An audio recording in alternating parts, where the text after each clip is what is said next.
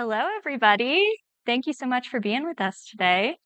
We have got a really cool panel with some really smart people. My name is Elizabeth Hernandez. I'm a reporter at the Denver Post.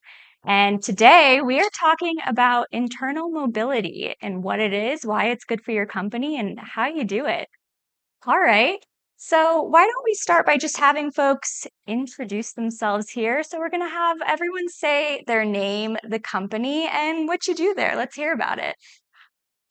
So, my name's Scott David. I am the founder of the Authentic Executive. We help organizations, teams, leaders build the emotional intelligence they need to lead in the world we're all trying to navigate today. All right, Rebecca Warren. I am out of Phoenix, Arizona, and work for Eightfold AI in customer success. Background in TA, and moved into a tech company that helps folks use AI and plan their entire talent intelligence platform. As I am not from here, I'm looking for volunteers tonight to go shoe shopping with me at Fluvogs and Freebirds. So come hit me up after if you want to go hit some shoe stores, because I do like shoes. Hi, everyone. My name is Melissa Uribes. I work at Trimble. So we are an industrial technology company. We like to say that we connect the physical and digital worlds.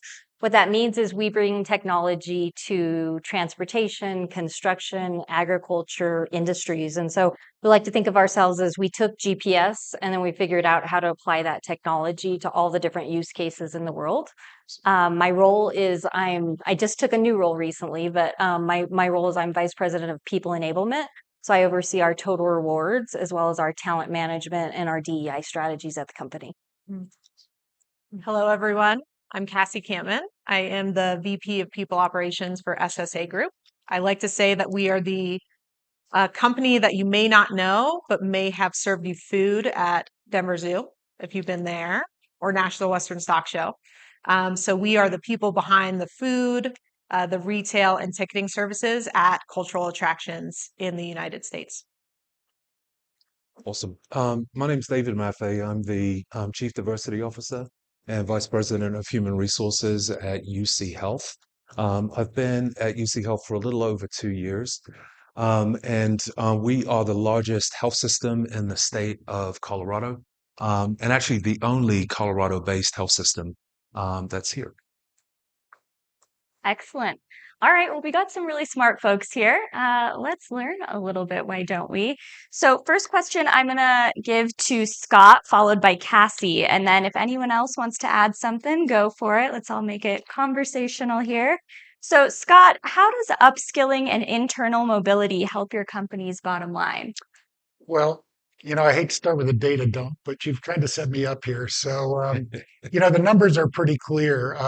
Gallup, SHRM, Deloitte have found that internal mobility correlates with a 21% increase in engagement, 23% increase in productivity, and a 40% reduction in turnover. So when you figure it takes 1.5 to 2 times somebody's salary to replace them, those numbers add up pretty quickly. A Gallup survey also found that of people looking for a new job who say they're ready to leave, the number one reason is engagement. And the top 3 subcategories in that bucket are professional development and career advancement opportunities, um, unrealistic expectations, and the work is no longer interesting. So the good news is if you're out there trying to make a case for the ROI on internal mobility, it's a pretty strong case. The question is, what do we need to do to capture that ROI, which is what I'm really excited to talk about with all of you today. So that's something that with SSA, we live and breathe internal development and career development. Hit my mic. I started with the company 15 years ago as a cashier and have leaned into opportunities through upskilling, reskilling, and growth to be here today on this panel. Beyond that, in 2016, SSA, we had 41 partnerships nationwide, and we wanted to further our growth for our people as well as our company. And we were able to grow to 89 partners as of today. So that bottom line growth is made possible by internal mobility and upskilling. Anyone else want to add anything on that? You said it well. All right. Excellent. Okay, next one, we're going to start with Kassey here on this one. So once you decide you want to commit to upskilling, how do you decide which skills your employees should learn? So bit of background for SSA. We are family owned and operated still to this day. We've been in operation for 53 years. So I would say for the first 50 years, we took the bottom up approach, which is very organic, leaning into our daily operations and observing skills gaps by observing our operators in the field, letting our people tell us what skills they're interested in and what they are seeking. That still occurs today. As of 2023, we are shifting to also utilize the top-down approach and a more standardized learning and development approach. So building out competency models that will influence the skills-based trainings that we identify. But I point out the organic approach first because I think that that is the sweet spot. You have to have a little bit of both, organic and standardized approach in identifying skills for your organization. Excellent. Let's go to Rebecca for that one. Yeah, I think when we're looking at getting the right people in the right places and where there are gaps in the organization, I think the first thing you have to do is figure out what skills are needed. I think we have been in HR very focused on roles and positions and job descriptions, and less focused on the work that actually needs to be accomplished in the first year to, the second year, third year. So when we back it up a little bit and say, what skills are actually needed for this position, and we start putting it focus on the person as opposed to focus on the job, those skills become really apparent. And we tend to start looking at people for what they're doing in their role, whether it's the same job title, the same role, the same department. When we start looking at those skills that people have and then figuring out where as an organization do we need to improve on those skills, that's one of the things that Eightfold has really helped me look at differently is how do we look at the person behind the role and look at those skills that they bring to the table, as opposed to just looking at here's a position description, and if you don't fit specifically in this, then that role is not a fit for you. Yeah, I really like that too. So I think that I've worked in HR for close to 30 years, and we have focused on credentials and some form of experience, right? And I think as we kind of talk about upskilling folks, cataloging the actual skills is going to be really important. So that really resonates with me. In healthcare, you may be aware that we've got a tremendous shortage of really every role. Nurses, we've got just a shortage of people that want to be at the bedside, and all of the folks who participate in the continuum of care. And one of the challenges that we've had is sort of self-inflicted. We've got job descriptions, to Rebecca's point, that really kind of point to specific credentials, specific years of experience. And we will, instead of saying you need these types of skills, we will say in our job description, you actually need to be an RN, or you need to be a rehab therapist to be able to be qualified for this other role. And we've got to kind of peel that away, and it's going to take a fair amount of work, but it's work that we're committed to. And I think that is really the future of upskilling. It's removing the barriers to people being able to move once they develop skills. Because I think what we'll all find is that there's a bunch of people who are qualified who are hiding in plain sight as we go forward. Yeah, that's right. Absolutely. All right, next one. This one's for David first. How does focusing on upskilling help your company's commitment to diversity, equity, inclusion, and hiring more diverse talent? Yeah, so I alluded to earlier that I heard the chief HR officer at UCLA. She jumped on a call, a bunch of other kind of HR leaders, and she said the war for talent in healthcare is over, which got everyone's attention, right? And then she said, talent won. I'll say that. Is the mic on? I'm not sure if I'm just kidding. So So it was pretty funny for those of you that were there, or those of us that were there. Um, so we've got lots of challenges. Part of so in the state of Colorado, another stat is that we are going to have a 10,000 person RN shortage by 2026. That is basically here, right? And that's just in the state of Colorado. Hiring is not, we're not going to be able to hire our way out of the challenges that we have. So we're looking for ways to be able to kind of grow our internal teams. We've partnered with a company called Guild that provides us with lots of opportunities for our teams to be able to access debt-free education. We knew, if you heard Scott earlier talking about some of the benefits of upskilling, we knew that it would be an increase in engagement, that it would impact our turnover positively, our retention numbers, and we believed that it was going to have an impact on our DEI journey. What we didn't realize is how quickly it would have an impact on that. So what we're seeing are the folks who are participating in tuition assistance, where we're paying $1 for folks. They're not paying and then getting reimbursed. The It's a 2x impact on our Hispanic employees, and it's a 3x impact on African American employees. And regrettably, a lot of those folks that work for us are kind of first generation folks who are working in entry level positions. Because of the kinds of roles that we have available, we've got long form learning, so degrees and those types of things. But the things that we're finding the most effective are short term learning. So where folks are able to devote, I don't know, 3, 4, 5 months to learning and gaining a certification. So you can start as a front desk person earning X amount and then become an MA where there's an immediate 3, 4, sometimes $5 difference that you're able to kind of gain access to within about 7 months, which is really powerful and makes a tremendous difference in the lives of the people that are working for us. And we're seeing that as being a really big part of not only our DEI program, but our ability to kind of meet our mission as we go forward. It's really interesting. Melissa, do you have anything you'd like to add? Yeah, I absolutely agree with what David said. We are focused on an industry that mostly employs engineering talent. It's combination of mostly software, but mechanical, electrical, engineering as well. And historically, we haven't seen the amount of diversity that we'd like to see in the candidate pools.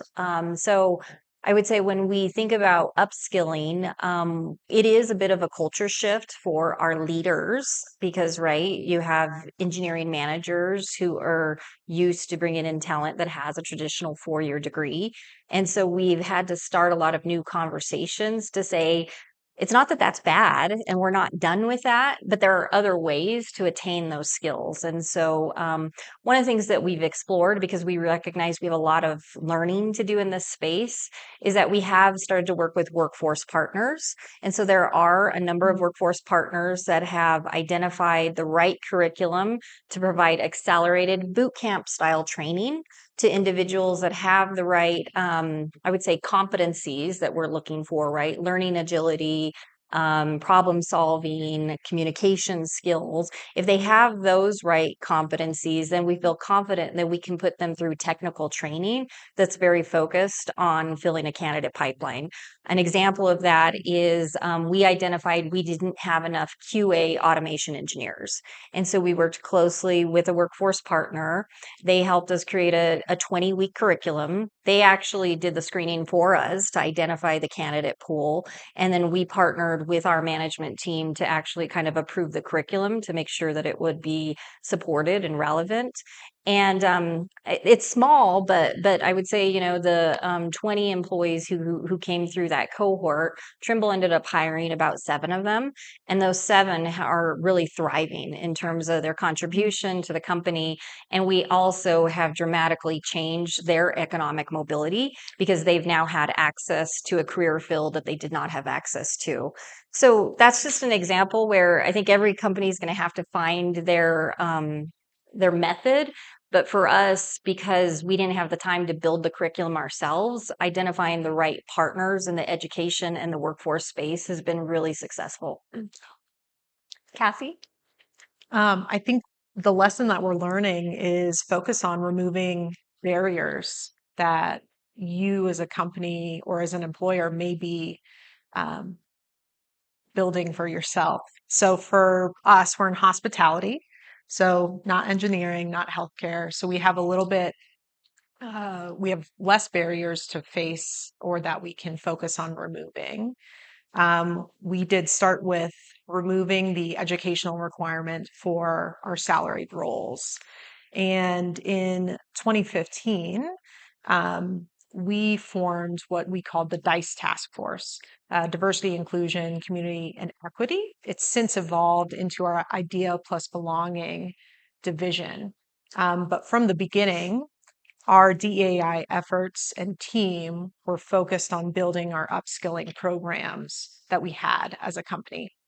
So in 2015, we built a mentorship program that was for the betterment of career development for people in our industry. But we also had a goal in mind. We at that time had a 23% female representation in our general manager position, and we wanted to impact that. So, in utilizing our mentorship program as one vehicle, along with organic, we had an Empower Her ERG that was fostered towards empowering women in leadership. But in leaning on the mentorship program as a vehicle for mentorship for female leaders, we were able to shift that representation to 52% in 2020. Beyond that, because our mentorship program was heavily focused on interpersonal skills, communication, just exposure to leaders, we saw the need for more hard skills and on the job training or on the hip training. So we built our Idea Plus Belonging team, built what is now our apprenticeship program in 2020. And that is a continued vehicle for career development, focusing on our community, of which our hourly workforce is about 75% underrepresented groups. And so we have the talent in our company. We just need to create the vehicles for them to see that opportunity for themselves. That's great. Excellent. All right. This next question is going to be from Melissa. Melissa, what type of mindset do management and leadership need to have in order for boosting internal mobility to be successful? Yeah, I thought about this morning, and it is a mindset shift. In our own personal journey, I would say we went from a highly decentralized operating model to shifting to a more centralized global company over the last 3 years. Because we came from that decentralized model, I would say you had management teams who they invested in identifying, attracting, and developing their talent, which is good, right? They feel very, you know, um, they feel very invested, I guess, in the talent that they have brought into the company. But they also have tended to be a little bit of hoarding then when it comes to, right? And I'm looking at one of my colleagues here because we've led a lot of conversations about we just need to acknowledge the current state. And the current state, when we started the journey of making career mobility and career growth a strategic focus area for us as part of our people experiences, we had to start by just calling it out, which was saying, hey, we actually have a talent hoarding culture, and it's getting in the way of us being able to retain our best people. And so we need to acknowledge it, and we need to talk openly about it. And so one of the ways that we were able to do that is some of it was coming through our employee engagement surveys. And so we were able to say, here's what we're hearing and seeing from employees. But some of it was getting some of our top leaders from our CEO through our executive level to just call it out and say, hey, we've done this. That's not a bad thing. It means that we care a lot about the people that we've attracted and invested in here. But this is not what's best for Trimble in the long run. So we've got to let go of that. We reinforce the accountability by putting goals. And so every organization in the company has goals around career mobility and career growth. And so we do monitor. And so very quickly, we were able to move to ensuring that almost 25% of our requisitions are filled with internal talent. So that gave us a good baseline. And now we're up to about 27% of our employees have had some type of career growth in the past year.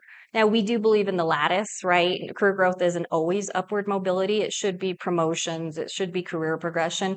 But sometimes it means a project manager needs to step into a product management role, or an engineer needs to step into a different role and function. And so we've also really tried to increase that. So I would say the biggest thing about mindset is just being willing to acknowledge where you're starting from, to help people understand that it's nothing to be ashamed of. It just means what got us here won't get us there. And so we need to talk openly about it. Yeah. Yeah, and I think if we were to talk about how we think about people moving inside of organizations, we think about moving from job to job. What if we thought about moving from work to work, right? Does it have to be a next full-time position? Could it be a project? Could you say, hey, we've got a 1-year project, a 2-year project. Opening up inside of Eightfold, we have a project marketplace, and you can post a project out there. Now, maybe it's not a long-term opportunity, but it's something to get people to try something new. So if you think about how people move internally, it doesn't always have to be from a standard position to a standard position. It's looking at projects, it's looking at gigs, looking at different ways to get people invested. Maybe it's sharing a job. We have a couple of clients who actually have folks that say, I'm going to do, they do 20% or half of their time here and half of their time in another role, and sharing that role. So it's that flexibility of, again, looking at your talent and then allowing them to be able to do the things that they're good at. And one of the things that you said as well, David, is thinking about the things, talking about the nursing shortage. There was a survey that was done by Josh Burson about nurses, and it was talking about why are we losing nurses so fast, and why are folks not coming into it? And the data showed that they were having nurses do the stuff that they're not great at, which is paperwork and trying to track things. And once they figured out, like, hey, we're going to hire someone to take that 20% of work off of their plate and let the nurses do what they're good at doing, the engagement increased, Absolutely. the retention increased. So how can you take the work off of the plate that still needs to get done, but how do you put it on the plate of somebody who actually wants to do it, instead of trying to combine it into a role or making people feel like, that's the stuff that I hate, I'm going to leave, as opposed to engaging in the organization to try to make those changes. Just add, I'm sorry, Scott, go. Go for it. Go for You it. sure? Yeah. All right. We could argue for a second. All right.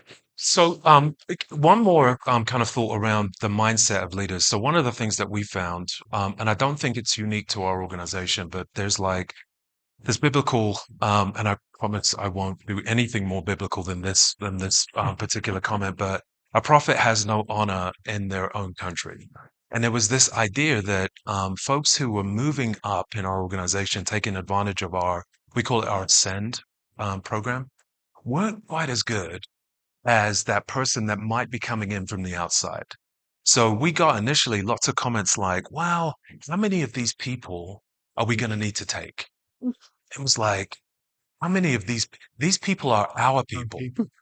Are you talking about Joe? Joe's been here for 5 years and has worked in entry-level positions, hasn't missed a day, has been doing all of this work. And now he's got an opportunity to grow his career because he wants more for his family, and we're giving him an opportunity to do that. He knows who we are as an organization and believes in our mission. Is that who you're talking about? Right? So over the last couple of years, we have found that mindset has shifted. And the way that we've been able to support shifting it is everybody wants to be a part of a success story. So every time we've had somebody go through, participate in the Ascend program and come out on the other side, we celebrate it, right? We find ways, and our employees, you probably have this as well, love to have pictures taken of themselves. So they're like cheesing on these pictures and stuff. And with really nice write-ups and stories, but it's like, the internal organizational pride that's been generated around that has really dissipated that kind of whole idea of, wow, it's these people. right? Versus they're our people. This is part of our story.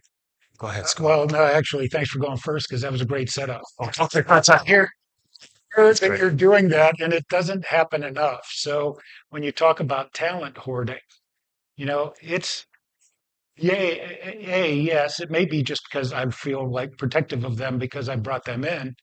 It's also because you have those one or two A players Yeah, that help you get the job done. yeah, And it is hard being a manager. And so, from a mindset shift, I love that idea. And it's something we try to facilitate. Your primary job is to develop people. If you do that, the numbers will yeah, take care of themselves. yeah. But too often, senior leadership is just focused on the number. Am I going to get this by Friday? Yeah. So I'm really pleased to hear that you're doing that. I think it's great. I heard somebody say shifting the mindset from hoarding, Melissa, to being a talent shepherd. Mhm. So versus being a hoarder to being somebody who kind of shepherds talent for the organization. Which I Yeah. think And is pretty cool. the other thing, I like the idea of career progression instead of promotion. Yeah, But for a lot of managers, that's a tough sell. yeah, So you've got to really equip people with the skills to be in that conversation and to change the equation and to be willing to take the risk of investing in a B player yeah, or letting an A player go in order to continue to further their career. And I had actually a friend who was asking for some coaching, and he said, "I keep developing all these players, this great talent, and they keep getting poached." And I said, "Well, stop talking about the numbers you hit and start talking about how you're really good at developing talent for the organization." Mm, And it made a huge impact in his career trajectory because you can go do that anywhere. yeah, If you have that as a core skill, you can do that anywhere. it's great. That's right. Absolutely. All right, David, next one for you Oh, first. How do you ensure that training isn't just a performative thing, that it's not just sort of a one-off brown bag lunch that you kind of check the box like we did that? yeah. So it's fairly easy in healthcare. If we don't have a focus on internal mobility and upskilling our teams, we are going to fail. Our DEI program has really two components to it. The first part is that we say great things about ourselves. The mission at UC Health is that we improve lives. We do that in big ways through learning, healing, and discovery, and in small personal ways through human connection. We want to make sure that everybody in our organization gets to experience us and get to experience their lives being improved. So that's employees, that's our patients, it's family members. The second part of our DEI program is that we want to be able to support UC Health in meeting its mission both today and into the future. So that really the simple answer is if we don't invest in this in ways that are really meaningful, we are going to fail. We're just not going to be able to meet our mission. So that plays on the minds of all of us as we go forward. Anyone else like to jump in on that?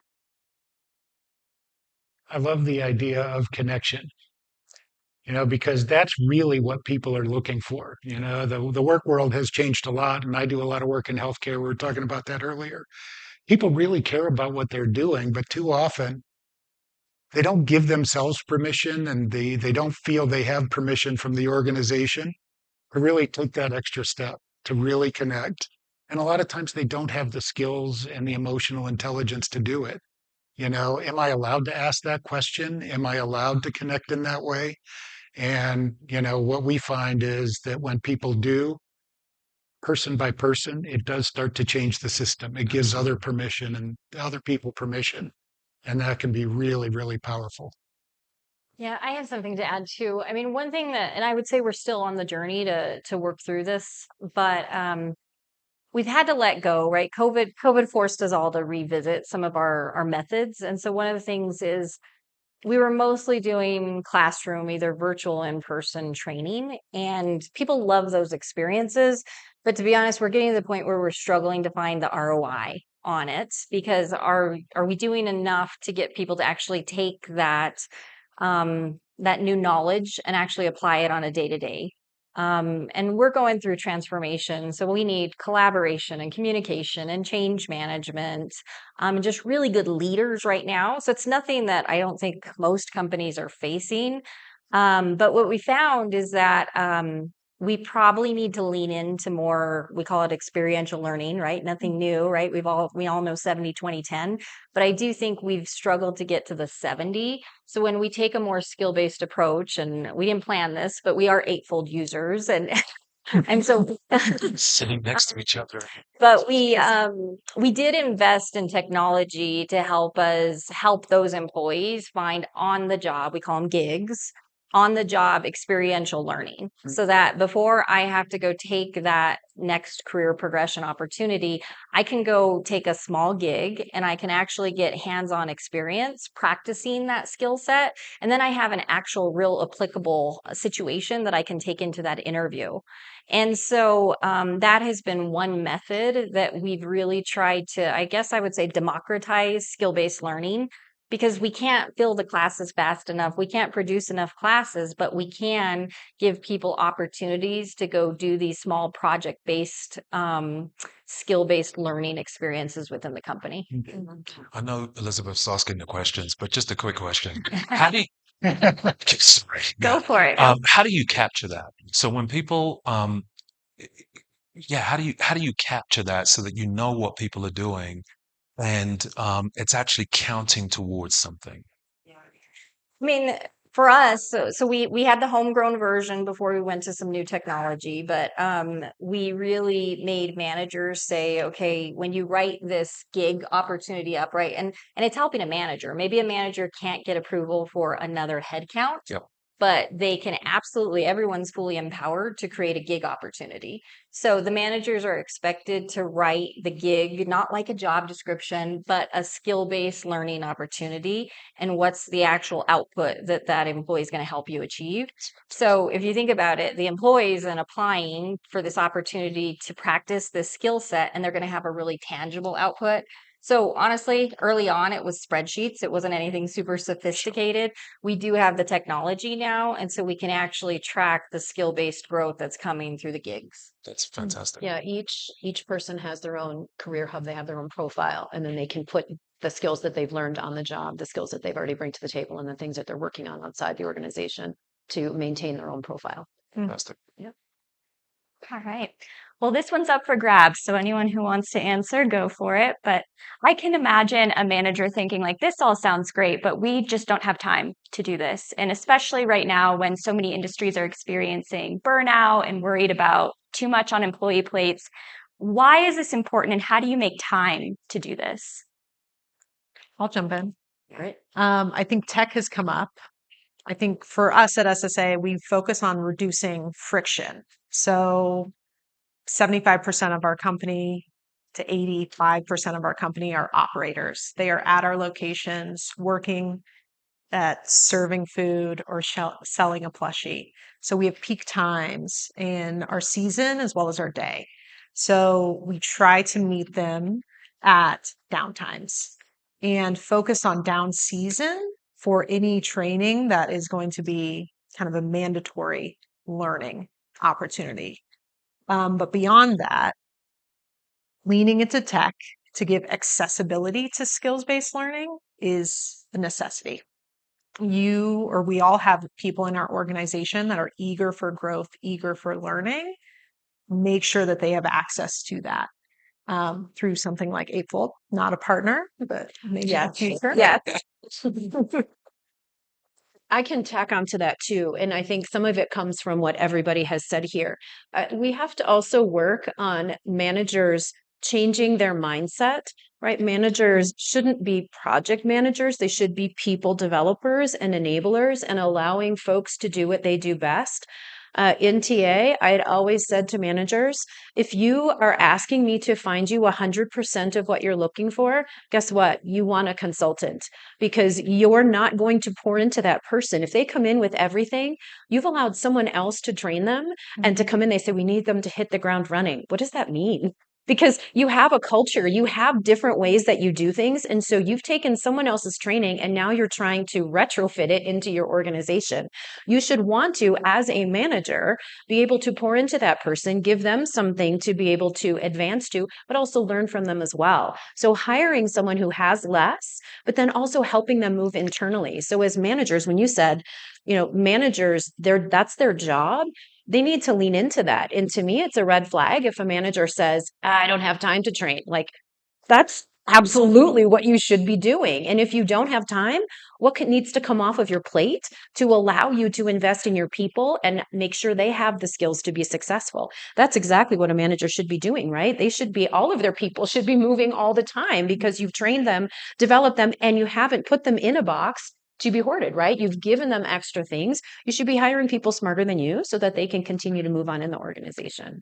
But what I find is that most managers were really good as a frontline employee. They got promoted to management, and They don't know how to do it. well, they probably have the raw skills. They've got interpersonal skills, they've got problem solving skills, but we can tell them that your job is to develop people and the numbers will take care of themselves. Everyone's got their own internal wiring. There's a lot of fear about hitting the number and will my boss really do it? And I thought I was supposed to show up this way as a manager. It's not okay to say, I don't know. It's not okay to let somebody struggle. I want to help them. So I'll take this back. So to me, a big piece of it is equipping managers with the emotional intelligence, because to your question, I don't have time for this and everybody's burnt out. That's where burnout starts to dissipate, is when you give people the tools to be more effective. And I find 98% of managers really want to develop people. And if you give them the tools and a push and hold them accountable, they realize, oh, this does work. But it's a leap of faith. That's a great call. Yeah. So need transparency. I'm not sure it's the right question. Mm, Because mobility, yeah. So our managers, our leaders have a part in that, but it's an organizational imperative, the system. right? So if we keep giving mixed signals about, you need to make sure that these things are done on time. Yeah, there's not going to be time. But if the organization says that part of your job, part of your role, part of success, when we sit down at the end of the year and we talk to you about, some of the things you've hit, some of the things that didn't work out so well, part of that is going to be how well you did and supported people in growing. That changes everything. But if we leave it to the managers, they're going to do what they know. And it doesn't mean that they're short-sighted. It means that those are the things that the organization has asked them to do. Mhm. So I think the question needs to be adjusted a little bit because it's got to be an organizational imperative. And if you have an organization that says that we don't have time for it, then we don't, Exactly. right? And we will likely fail. But I don't think it falls solely at the feet of that, line manager. Yeah. That's true. It has to Good be point. felt. All right, also up for grabs here. Does anyone have an aha moment of when you realize your upskilling efforts were really working for your company? Yeah, I got a couple. One was we started with our partnership with Guild. It happened in February of 22. And we sent out an email and let folks know that you could go in and create a profile. And we had right off the bat, I think the number was like 3,000 employees, 2,300 to 2,500 employees go out and complete a profile within the first month. Like, wow. And then there was this backlog of folks who wanted to participate in training. And like I said earlier, we had this expectation that it was going to improve engagement, retention, and then have an impact on DEI. And we saw all of those things right away. It wasn't like we had to kind of sit down with folks and explain, if you do this, it was like right away. So that was like the big aha that there was this pent up desire for a lot of our folks to really grow their careers. That happened almost instantaneously. I'll share one story. This is more an individual personal story. So we have a woman who works with us. Her name is Preeti. She was an engineering leader based in our office in Chennai, India. And she wanted so badly to be part of a specific division within our company. And she just kept feeling like, every door kept getting closed because she just didn't have exactly the skills and experience. So we decided to go a different route. So we set up a gig for her. And that gig was very intentional in helping her address some of the skills that she had received feedback were a gap for her being considered for a role in that particular division of our company.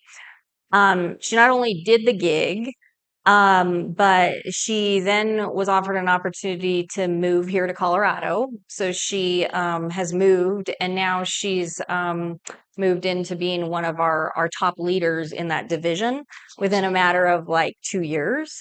And so we tell her story, and it's one, but there are other stories like that where we said, hey, we found a different way to address the skill set gap. She did it through real project-based learning. And what I think is the best part is that management team is much more open to using gigs to address the skill gap in the future. So now it's created this really powerful narrative that if you're willing to invest the time and think differently about this, it's pretty impactful, not only the impact it had on the team, but the impact it had on this person's life, and so that's just an example of the human connection and in this work can have on people. It's a great story. Great. How cool. Well, I think we're out of time. We are out of That's a time. good All right. Well, this was so enlightening. Thank you all so much for your expertise here. Learned a lot. All right. Thank you all. Have a good Thanks. day.